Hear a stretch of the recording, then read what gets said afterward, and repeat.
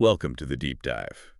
Today, we're plunging into a really fascinating puzzle. hmm It's about one of pop culture's most, let's say, enigmatic figures, Lana Del Rey. Right, for years, people, critics, fans, they've all debated her authenticity. Exactly. Is she really this melancholic, vintage-inspired artist she seems to be?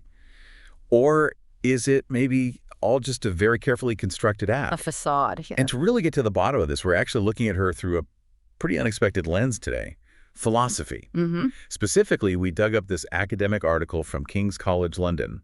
It just came out July 4th, 2025, and it's titled The Existentialist Philosophy of Lana Del Rey by King Ho Leung. So our mission really is to try and unpack this whole question of Del Rey's authenticity. Yeah. And we're going to connect her art, her public image to some, pretty foundational ideas from existentialist thinkers, people like Jean-Paul Sartre and Martin Heidegger. Okay. And by doing that, we hope to offer you maybe a fresh perspective, possibly even a radical one, on why some of her choices, even the controversial ones. Might, ironically, be the most authentic thing she could do. It really challenges what you might think authentic actually means. Okay, so let's start where this whole debate really caught fire for a lot of people.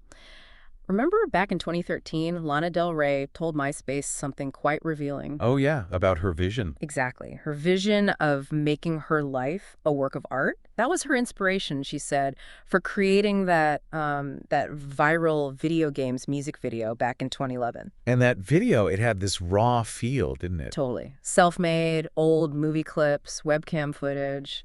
It just seems so genuine, like pure DIY. And that vibe, it definitely helped propel her to a major record deal. But then the questions started. Right.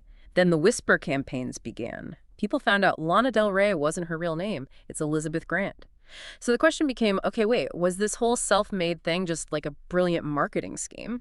And that question, that authenticity puzzle, it really hasn't gone away. It's kind of followed her throughout her career. Definitely. I mean, take a more recent example. That controversial Judah Smith interlude on her 2023 album. Did you know that there's a tunnel under Ocean Boulevard? Oh, yeah.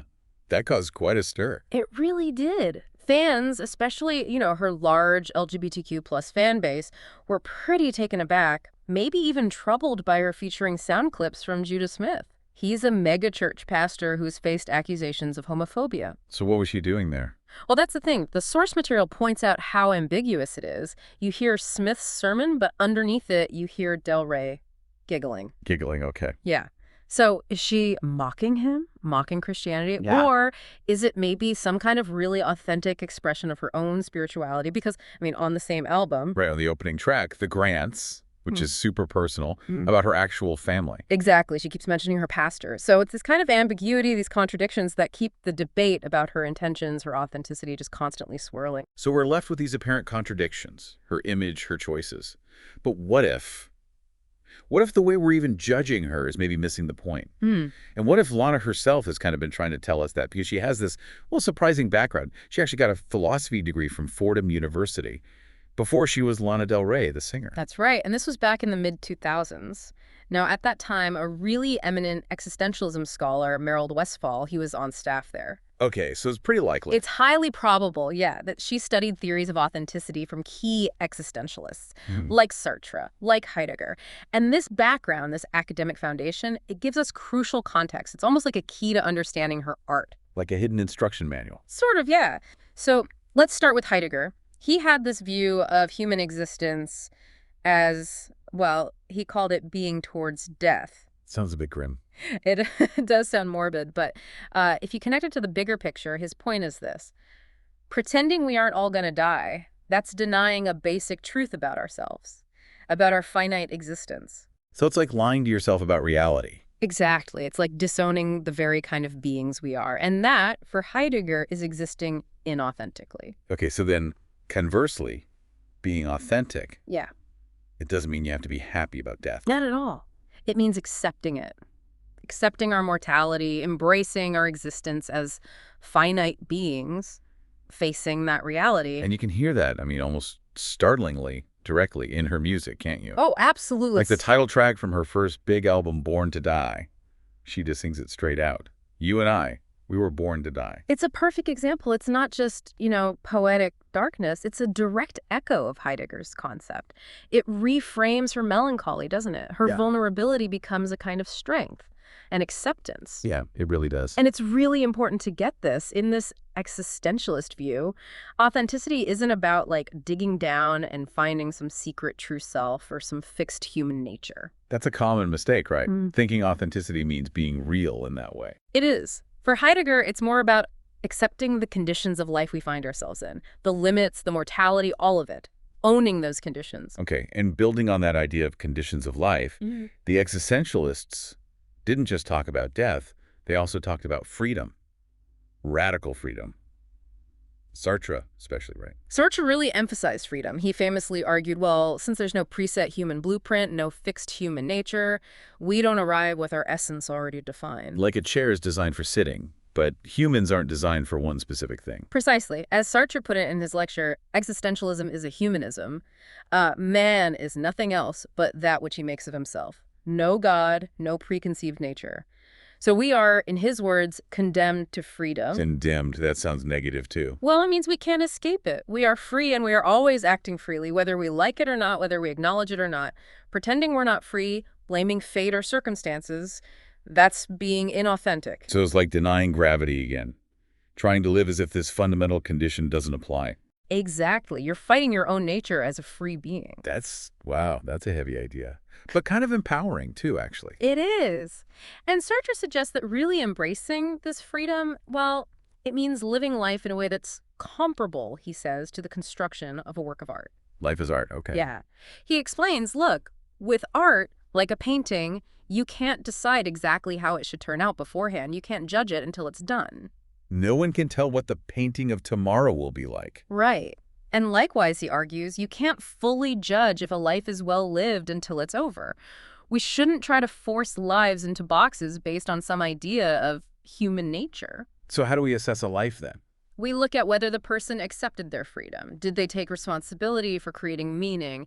Did they live life as a work of art? It's not about finding yourself, it's about making yourself. Okay, let's unpack this now specifically for Lana Del Rey.